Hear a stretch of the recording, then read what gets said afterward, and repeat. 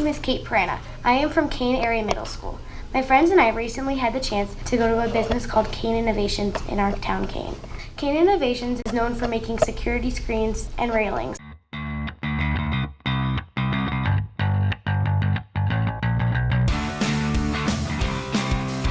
So Craig, how long have you worked here? 23 years. 23 years. I imagine making our customers happy. This is what's called a turret punch press right here. Can we open up and show them the punches here? Yeah. Punches holes in the metal. So this moves right here, and then it goes underneath the turret right there. They go from here to the brake to be formed. What are some things that your workers do that affect the product of the screens? They have attention to detail, but also be able to, critical thinking that they can change on the fly there. This is one of our first robots that we got here, so this is probably 20 years old.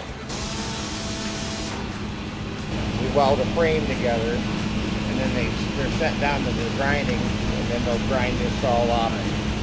What's so cool about manufacturing to you? Doing different stuff every day.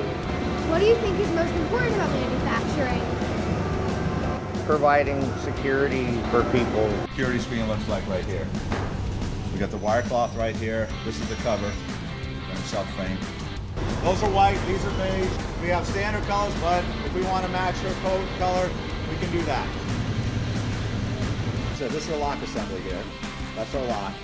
This is a connecting link that connects to the bolt stations here. And when you turn the key, this thing will retract or open like that. Got the other door, just putting drain holes in. So what we don't want to happen, if there's no drain holes and water collects there and it's in Kane or Chicago or something like that, and it freezes, this will expand and break.